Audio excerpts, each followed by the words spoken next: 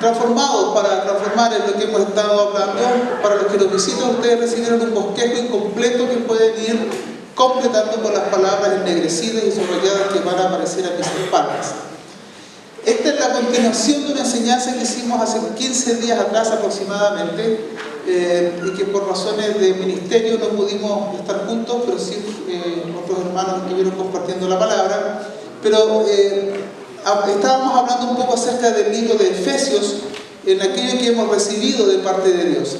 Y la primera declaración que vamos a hacer es un resumen de lo que vimos en la predicación pasada, que ustedes pueden completar en sus hojas.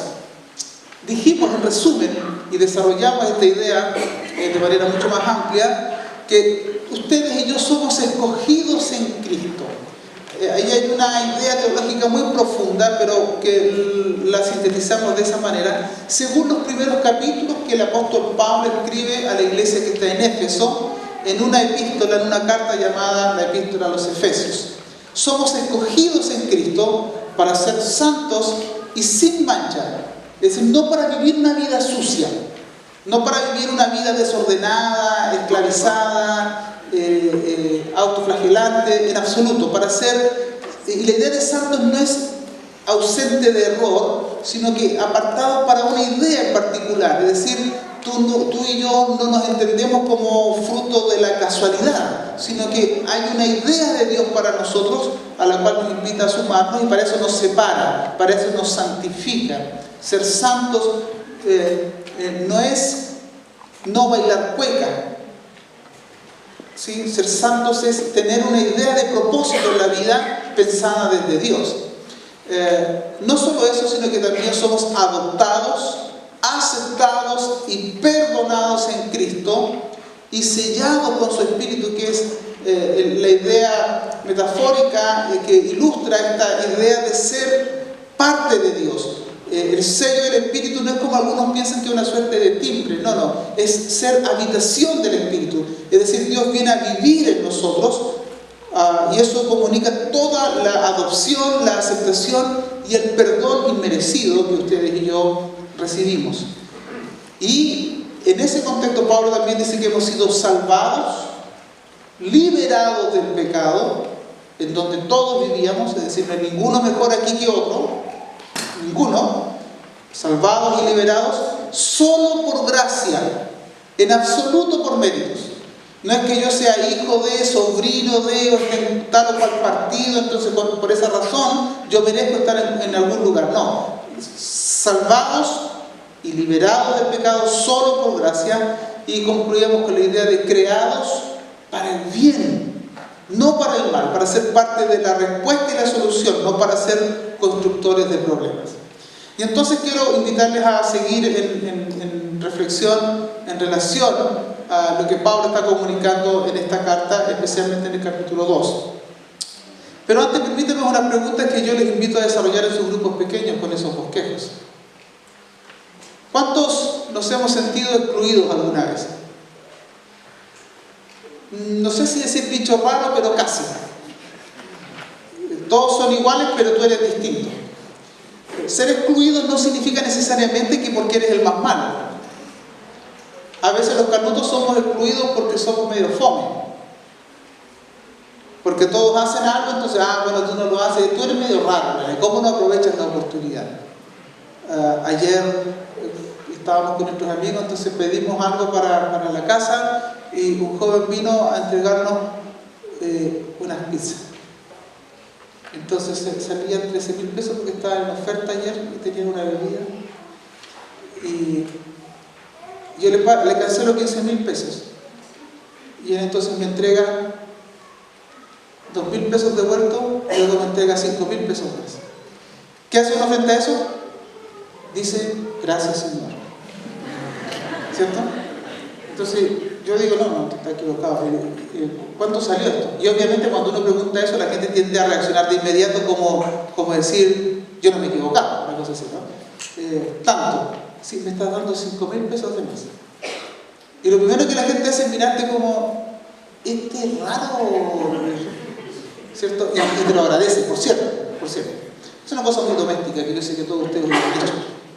Pero hay ocasiones un poco más sensibles donde se espera que tú incluso actúes de una manera y tú intentas vivir en consecuencia. Oye, pero si te golpean, golpea. Paga mal por mal. Aunque los dos queden tuertos, pero hazle lo mismo que te hicieron a ti. Y a veces también nos excluyen por eso. O a veces nos excluyen porque somos distintos, porque no calificamos en un estatus socioeconómico. Porque todos tus compañeros llegaron en el vehículo de último modelo y tú trabajaste del biotren. Entonces parece que no te ha ido tan bien en la vida. Y ya no eres parte. Y de pronto te das cuenta que todos conversan y preparan alguna actividad y a ti no te llaman. Comienzas a ser excluido. No sé cuántos de ustedes se han sentido esta vez señalados por otros. ¿Cuántos de ustedes se han equivocado y han recibido esa presión emocional y social que significa que otros te digan, ahí va? No sé si se les ha pasado que nos hemos equivocado, hemos cometido un error y la gente cuando tú y yo cometemos errores, en ocasiones se entretiene con esos errores. Se deleita con nuestros errores. Sobre todo si tú eres profesor. Si eres pastor, ni hablar. Por eso es que yo no creo en el Evangelio. Por eso es que yo no creo en los canutos. Por eso yo no voy a la iglesia. Y tú te sientes señalado y te sientes responsable. Y en ocasiones, lo que se dice de ti es real. A veces es verdad, porque refleja la verdad, refleja lo que tú hiciste. Porque tú y yo nos equivocamos. Lo triste es que muchas personas piensan que deben recordarnos lo malo que hicimos.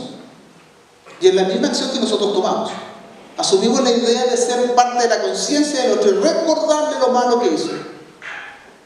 Señalados por otros.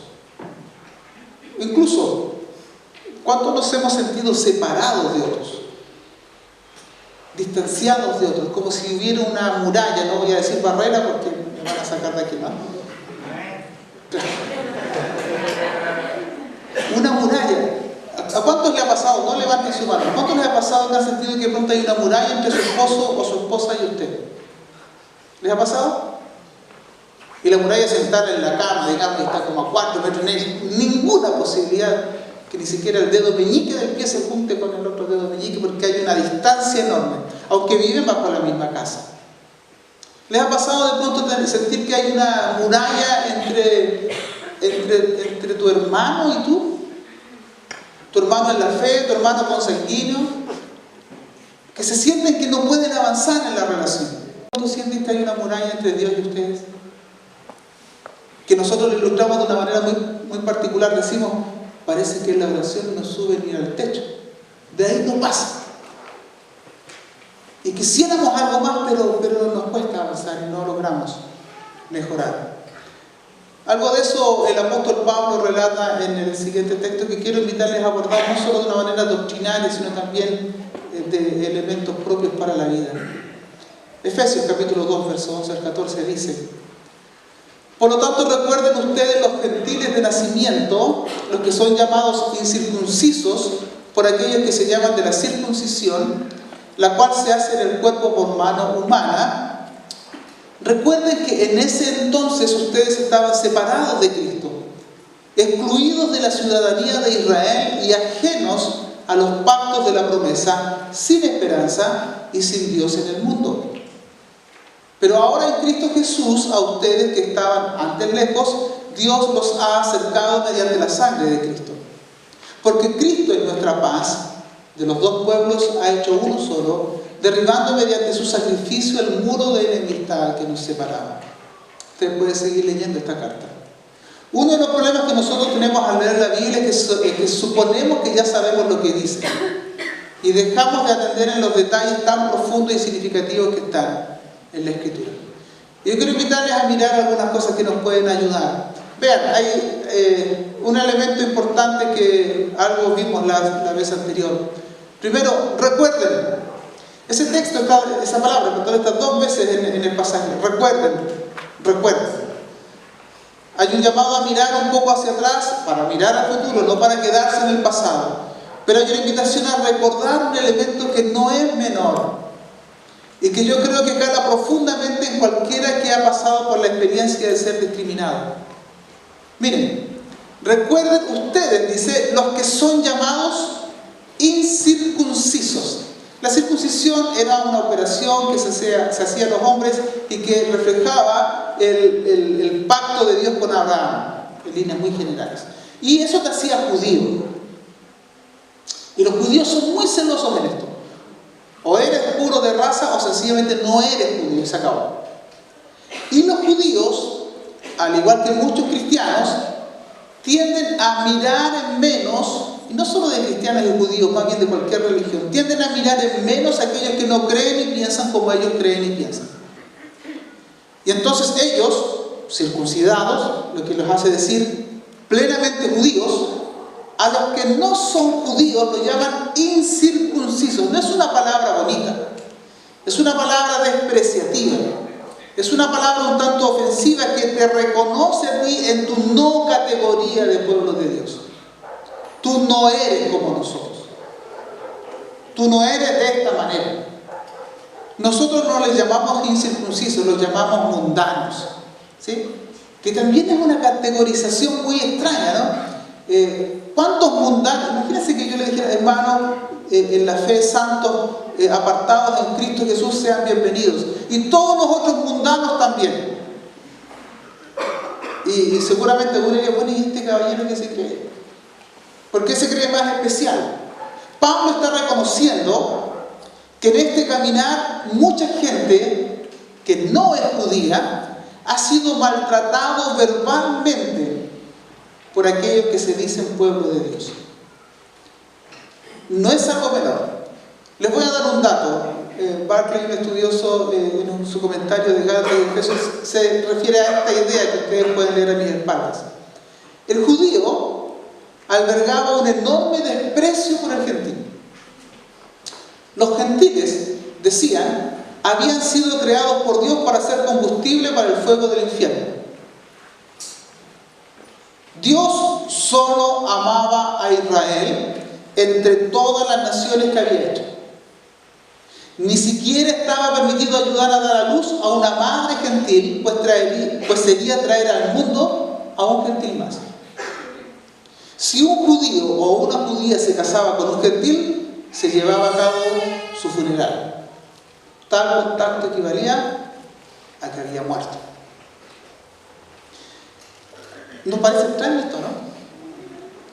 ¿Qué pasa si yo cambio judío por cristiano? ¿Cuántos de ustedes, si su hijo, si su hija se casa con alguien no cristiano, prácticamente sienten que lo han perdido? ¿Les pasaría? Todos ustedes quieren que su hijo se case con Canuto, ¿no? Es como la idea que uno tiene. Pero si se casa con alguien no cristiano, ¿qué dirían ustedes? Pastor, se unió en yugo desigual. ¿Sí? ¿Sí? ¿Lo han visto? ¿Por qué quiero hacer ese ejercicio? Porque una cosa es el juicio que emitimos frente a otros. ¿Cómo es posible que estos judíos, disculpen el chilenismo, se crean el hoyo del queque, ¿cierto? Se crean la nación especial? ¿Quiénes se creen ellos si Dios nos ama a todos? Ok, ponte en el lugar de alguien que no sea cristiano y cómo tú te refieres a ellos. Les llamamos mundanos, les decimos pecadores, ¿sí? Vamos a llamar a los pecadores a venir a Jesús. Los calificamos de una manera un tanto extraña. Frente a eso quiero mencionar algo que nos puede ayudar mucho para la vida. Un elemento destructivo en las relaciones humanas es el desprecio comunicado mediante un lenguaje peyorativo a los demás. Repito, pueden completar lo que tienen sus bosquejos. Un elemento destructivo en las relaciones humanas es el desprecio que tú comunicas, que comunicamos mediante un lenguaje peyorativo. Cuando tú tratas a otro en menos verbalmente. Y esto es extraordinariamente peligroso y mucho más común de lo que debiera ser en nuestra sociedad chilena. Nosotros somos mandados a hacer por ponerle sobrenombre a la gente y apodos más bien despectivos. ¿Cuántos de ustedes tienen como compañeros a un guatón tanto? Al chico tanto, al pelado tanto, ¿sí? Muchos de esos calificativos, que algunos pueden ser medianamente simpáticos, otros no tanto, nunca fueron consultados a la persona, fueron impuestos. Tú vas a ser el negro tanto de ahora en adelante. De hecho, recuerdo una amiga muy cristiana. Su mayor problema era que su segundo nombre era de origen mapuche. Y ella dijo, lo único malo es que yo vine a caer en un colegio cristiano, pero que discriminaba a los mapuches. Dicho en mano. Todo mi tiempo de estudio fui ridiculizado por mi apellido. Permanentemente. Ahí viene la India, más encima con ignorancia, ¿no? Ahí viene la India. Amigos queridos, desde esta experiencia de fe en la contraposición y el desprecio que de pronto el pueblo judío sentía hacia los no judíos, debemos mirarnos nosotros. Y no solo debemos mirarnos desde el punto de vista teológico, sino que también relacional, familiar y cotidiano. ¿Te has puesto a pensar que si los calificativos que tú usas en tu casa realmente son bien apreciados, valorados y son saludables relacionalmente? ¿Cómo tú le llamas a otros? Ya viene el feo. Y uno tiene que soportarlo, ¿no? Ya viene carenate, le decían algunos cuando yo era niño, por la amargura del nato, ¿no? Y usted puede imaginar lo que quiera, y insisto, los chilenos nos reímos de una manera increíble. Entre otras cosas porque no nos queda otra, sino cómo sobrevives. Ustedes saben que a mí me decían el mal encachado, ¿cierto? ¿Qué quiere decir? Poco encachado, una idea de poco atractivo. Feo, es una forma amorosa de decirle a uno, feo.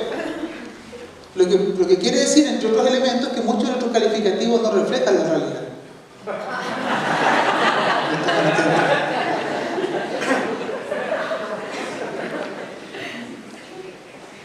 Amigos, un ejercicio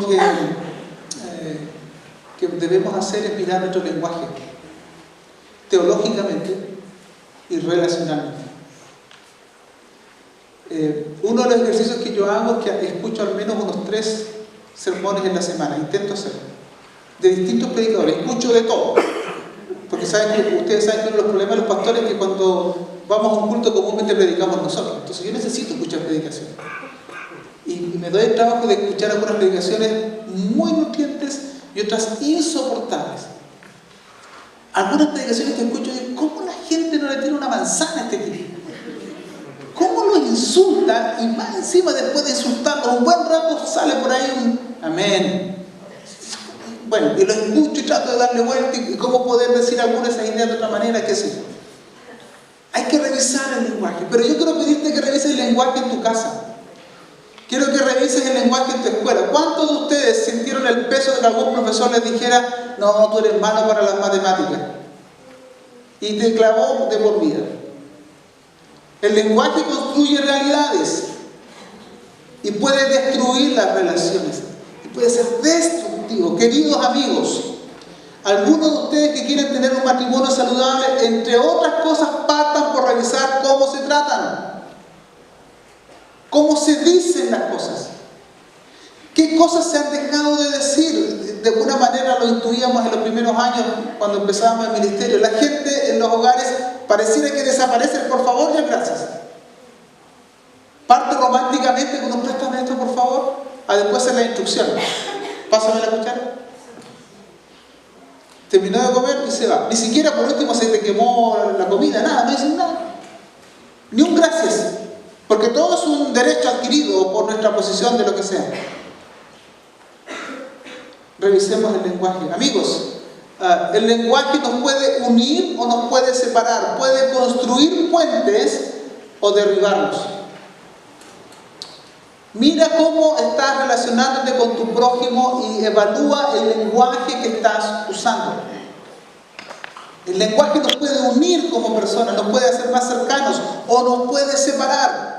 ¿Les ha pasado que de pronto si yo tengo que hablar con mi hijo, tengo que hablar con mi esposo, tengo que hablar con el pastor, y después de haberlo hecho sienten que están más lejos todavía? No es solo de hablar, sino de poner la intención correcta, centrados en lo fundamental, no en lo periférico.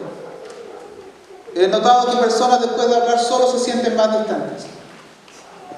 He notado que hay ciertas palabras que yo creo deben estar prohibidas en un creyente. Por ejemplo, la palabra tonto.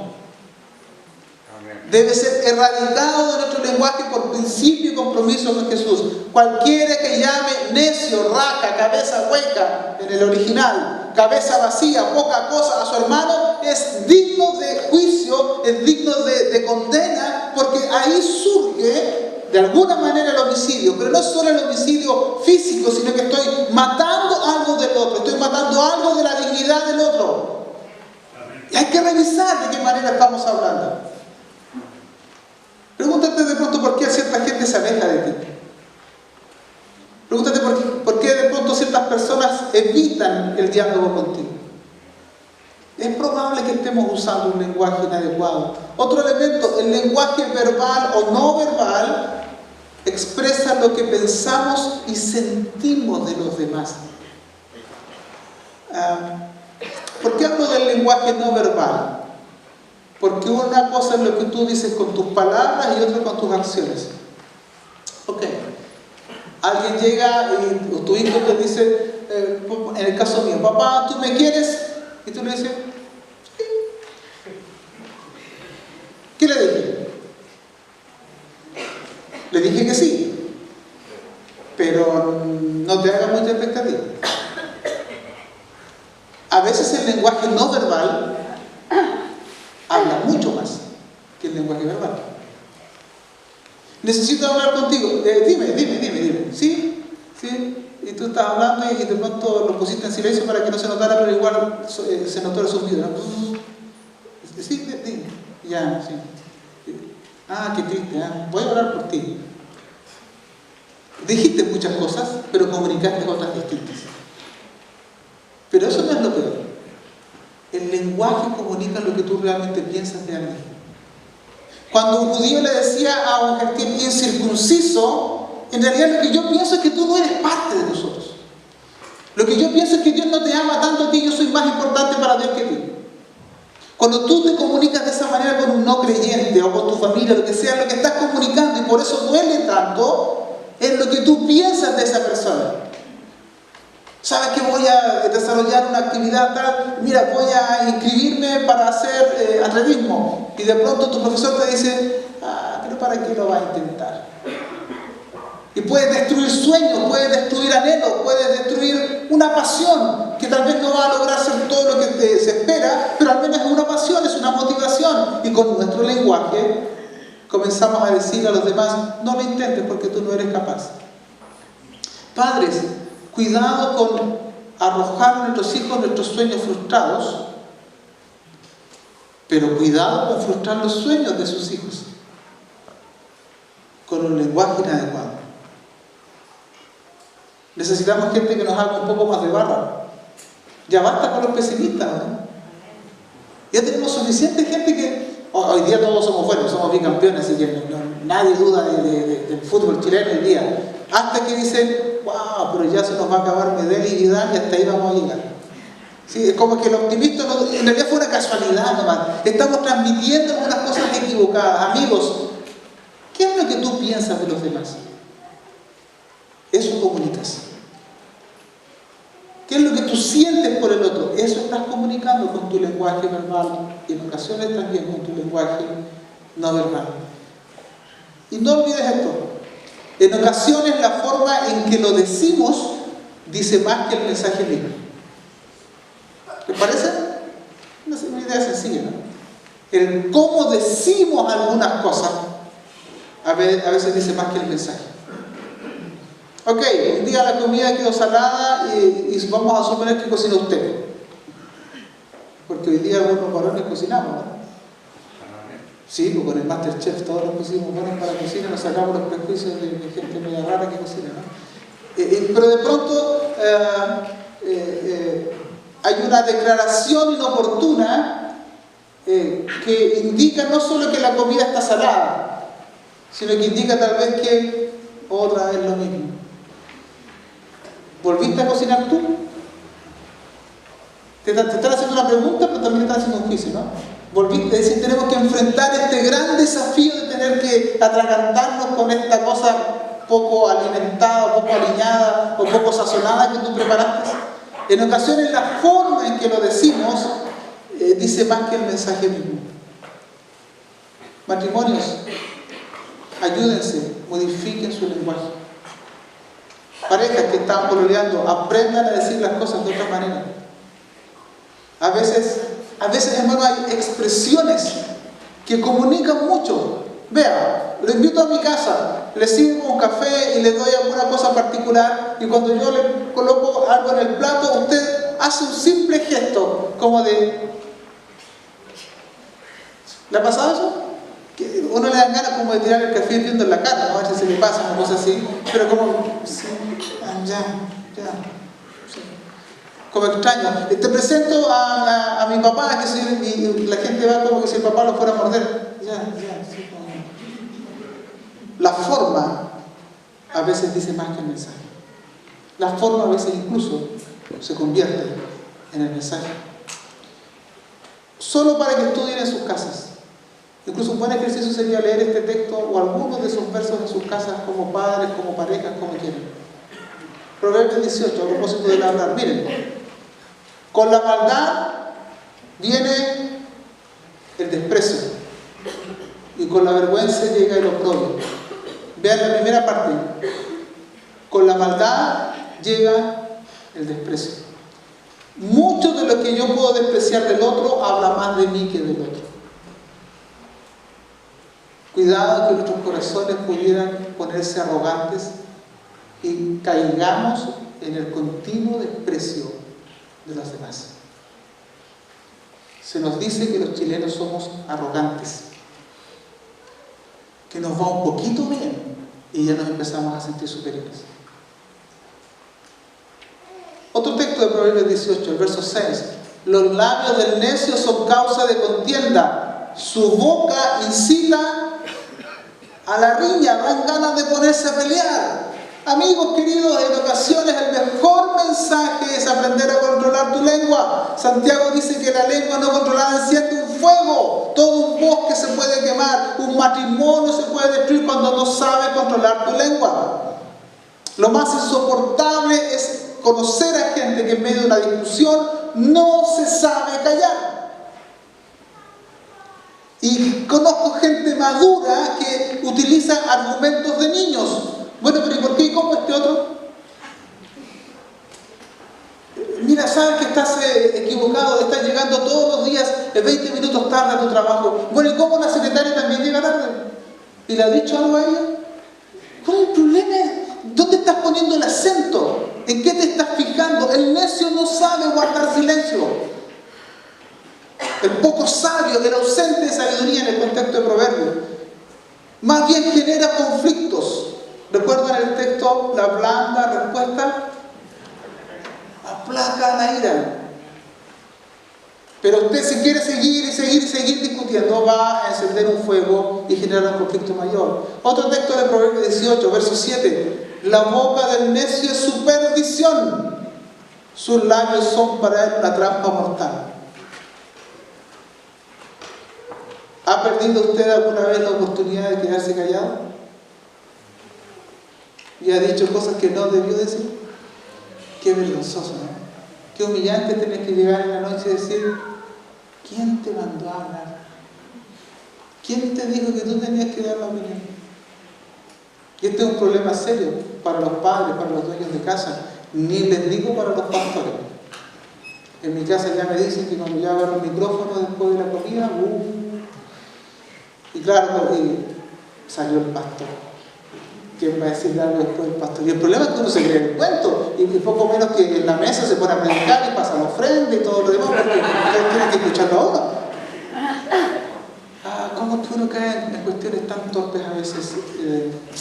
Y por último, miren, es necio y vergonzoso responder antes de escuchar. ¿A quién le ha pasado? ¿Sí? No escuchas y no escuchaste lo que querían decirte. Te anticipaste.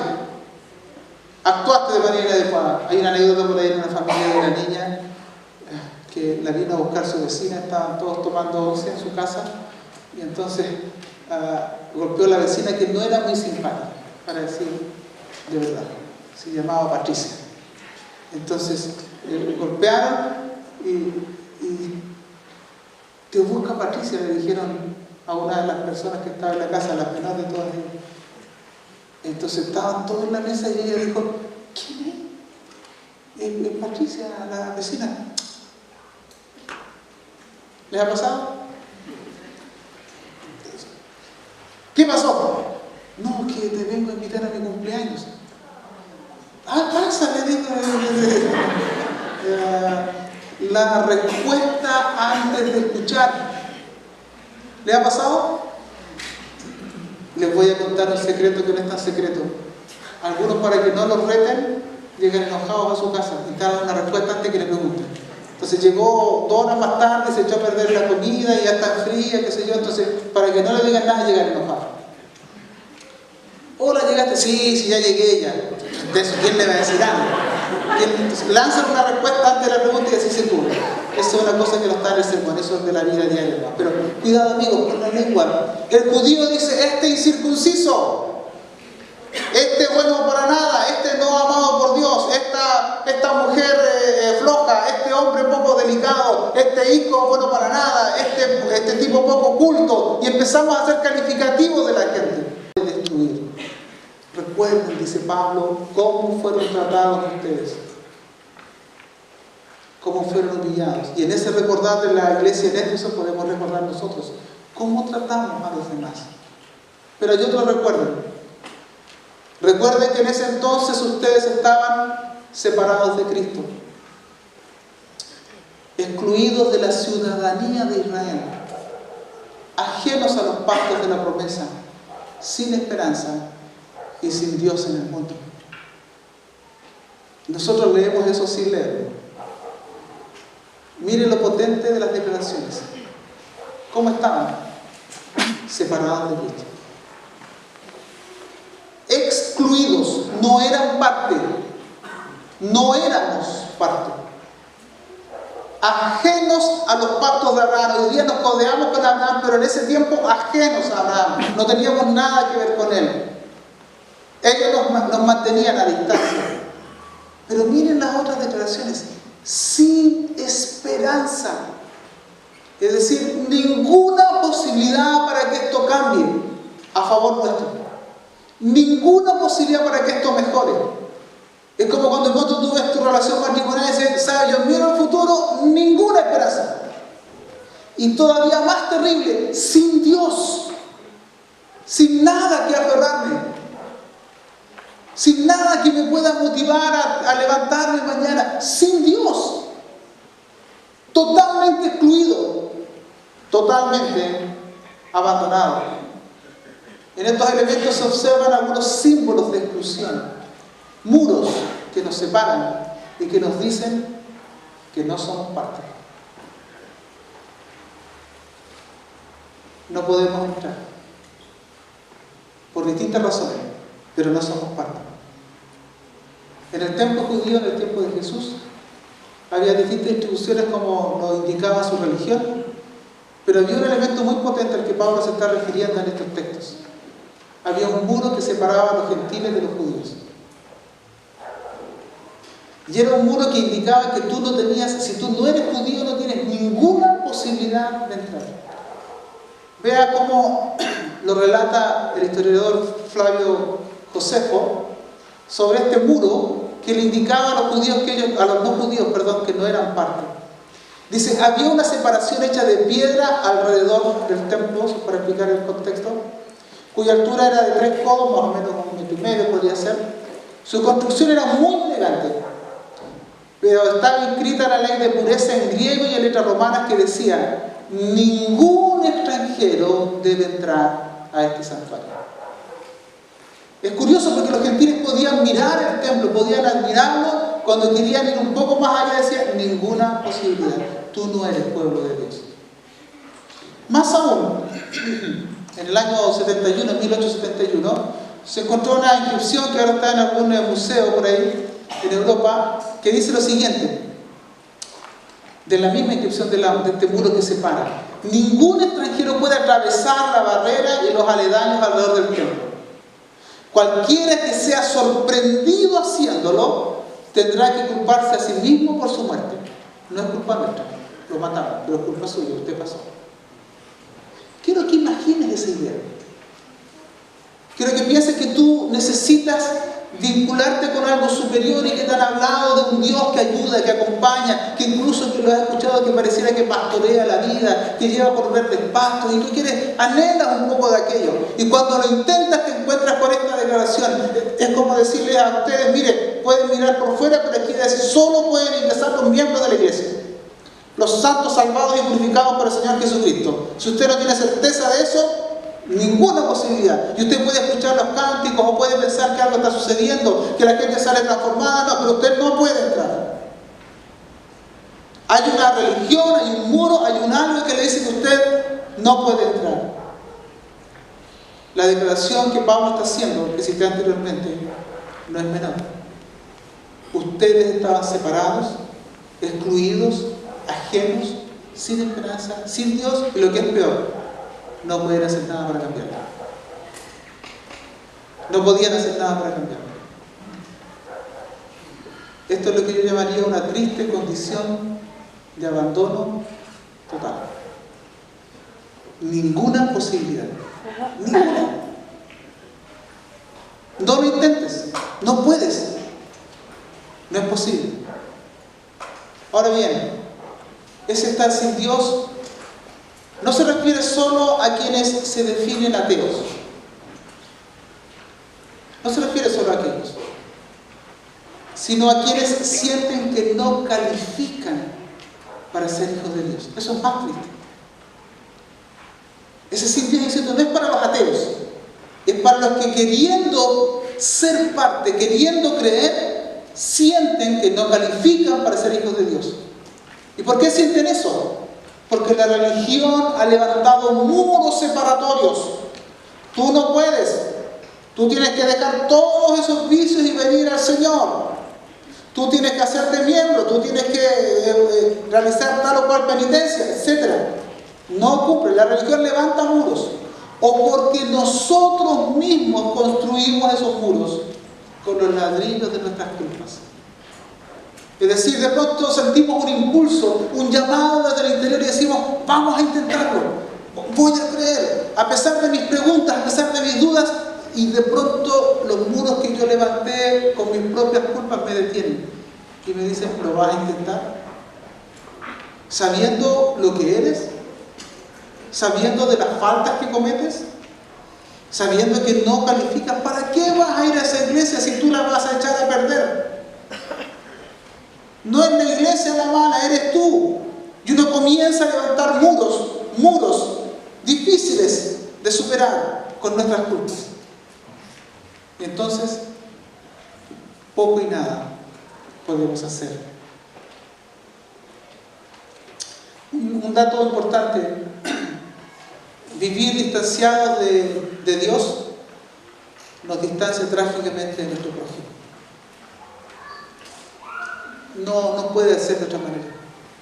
Cuando nos distanciamos de aquel que nos creó, de aquel que nos sostiene, y queremos vivir de manera autónoma con respecto de Él, comenzamos a alejarnos del prójimo. Muchas crisis relacionales podrían resolverse si nos volviéramos con un poco más de humildad ante Dios y lo escucháramos un poco más. No quiero ser fatalista, pero sí realista y decir, sin Dios todo pierde sentido. Amigos, no se engañen. Si tú sacas a Dios en la ecuación de tu vida, poco y nada tiene sentido. Amén. Viniste solo para ganar dinero y comprar algunas cosas y endeudarte para tener el último teléfono que la tecnología te propone, y cuando te mueras que todos aquellos elementos fueran enterrados contigo o peleados por tu descendencia. ¿A eso viniste al mundo?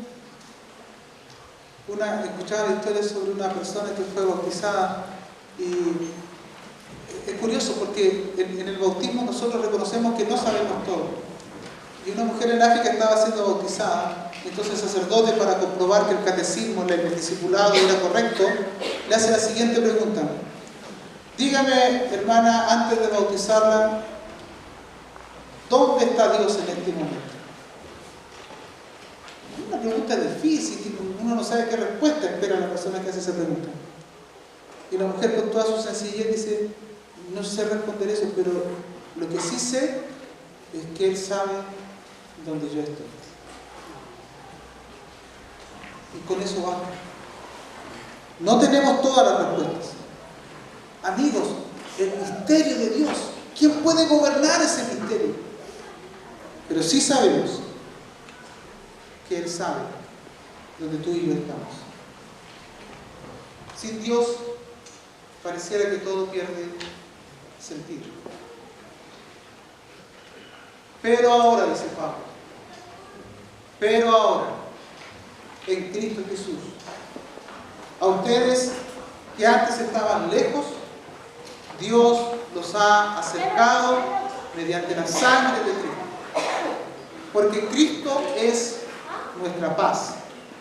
De los dos pueblos ha hecho uno solo, derribando mediante su sacrificio el muro de enemistad que nos separaba. Después de toda esta descripción un tanto trágica, un tanto compleja, un tanto pesimista, Pablo dice, no ha terminado, pero ahora en Cristo Jesús. Todo puede ser de otra forma. Ahora en Cristo Jesús, las cosas pueden ser distintas. Amigos, en medio de la desesperanza, en medio del abandono, en medio de las relaciones rotas, aparece Jesús, señalándonos un camino de esperanza, un camino de reconciliación mediante su vida y mediante su muerte. No solo mediante su muerte, también mediante su vida. En medio de cualquier oscuridad que nuestra vida esté enfrentando, en medio de cualquier sentimiento de desesperanza o de abandono, incluso de relaciones rotas, de muros que se han levantado con tu prójimo, con tu cónyuge, con tu hijo, con tu papá, esos muros invencibles, en medio de toda esta situación aparece Jesús y nos señala un camino distinto. Quiero ser honesto en lo que digo. No podemos negar nuestra realidad. No podemos negar nuestra distancia del ideal de Dios. No puedo negar mi incapacidad para hacer el bien. No puedo negar mi incapacidad en ocasiones para llevarme bien con otros. Es verdad. Tú y yo no somos todo lo que se espera. Es verdad. Pero junto a esa triste verdad hay otra llena de esperanza. Por medio de su sacrificio nos acerca al Padre y en Él somos reunidos con nuestro prójimo nuevamente. Algunos de ustedes pueden decir, pastor, lo que describe es así. Yo soy una persona de difícil vivir. Soy una persona a veces incluso inconsecuente. Soy una persona que no sabe resolver conflictos. Soy una persona que no sabe cómo atender ciertas circunstancias y que se siente o se observa superado por algunas cosas.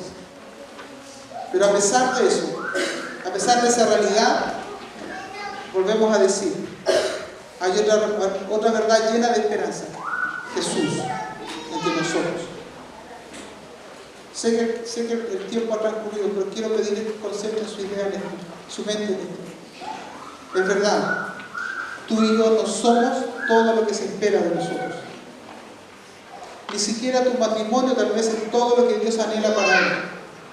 Pero no te quedes ahí. Hay una esperanza. Jesús entre nosotros. Mi pregunta final es, ¿necesitas reencontrarte contigo? ¿Necesitas reconciliarte con quien eres? ¿Necesitas reconciliarte con tu prójimo, con tu esposo, con tu papá, con tu hijo, con tu hermano? ¿Necesitas reconstruir una relación? ¿Necesitas reconciliarte con Dios? No dejes de leer esto. Ahora en Cristo Jesús, a ustedes que antes estaban lejos, Dios los ha acercado mediante la sangre de Cristo. ¿Por qué? Porque Cristo es nuestra paz. Amén. Amigos, busca 100 caminos, pero Cristo es nuestra paz. Dice, de los dos pueblos distanciados ha hecho uno solo. Imaginen esto, Si lo pudo hacer con judíos y gentiles, ¿lo podrá hacer con tu matrimonio? Si pudo hacerlo con dos pueblos tan enemistados, ¿lo podrá hacer con tu familia? Si lo pudo hacer con pueblos tan distantes uno del otro, ¿lo podrá hacer con tu hermano en la fe? Cristo es nuestra paz. Y Él tiene el poder para derribar mediante su sacrificio el muro de enemistad que nos separaba. Amigos, quiero terminar con esto. Yo creo que hoy es tiempo de que algunos muros caigan en tu vida. Algunos muros que tal vez te separan de Dios. Algunos muros que tal vez te separan de tu hermano, de tu prójimo, de tu vecino. Es tiempo de que esos muros caigan, que sean destruidos. Pero para eso tú y yo tenemos que tomar una decisión. Yo no sé cómo te has tratado ni cómo tú has tratado, pero no es necesario que esos muros permanezcan levantados de esta manera. Es necesario volvernos al Señor y escuchar su propuesta.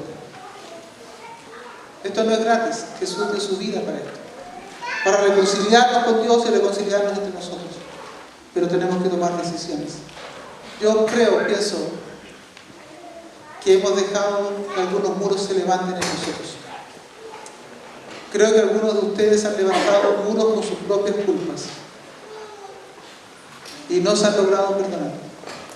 Y cuando quieren disfrutar de una relación con Dios, se quedan estancados. En un ejercicio de fe quiero invitarles a orar y decir: Señor, no importa cómo me trataron o cómo traté.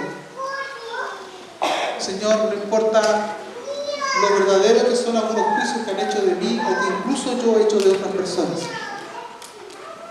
Pero una cosa quiero, Señor: que tú hagas desaparecer esos muros que me impiden relacionarme contigo. Escucha bien. Tienes razón en tu lado. Tienes razón. Haces una buena descripción. Pero hay un problema. El muro continúa. Aunque hagas una buena descripción y un buen relato de lo sucedido, el muro sigue. Y sigue distante de tu hermano. El Señor viene a destruir esos muros. Tienes razón. Tu cónyuge se equivoca. Comete todos los errores que tú describes y tienes toda la razón. El problema está en que el muro sigue y no avanza. Se quedan pegados en eso y cada día que pasa es una línea más en el muro que nos mantiene distantes de la manera que Dios no quiere. El Señor está entre nosotros y Él quiere derribar esos muros. Y finalmente, es verdad, no eres todo lo que Dios quiere, pero no levantes más muros. Cristo vino a derribarlos para que vivamos de una manera distinta, más sana, una forma más reconciliada de entender la realidad. Quiero invitarles a que puedan inclinar sus rostros. A pesar de algunos problemas de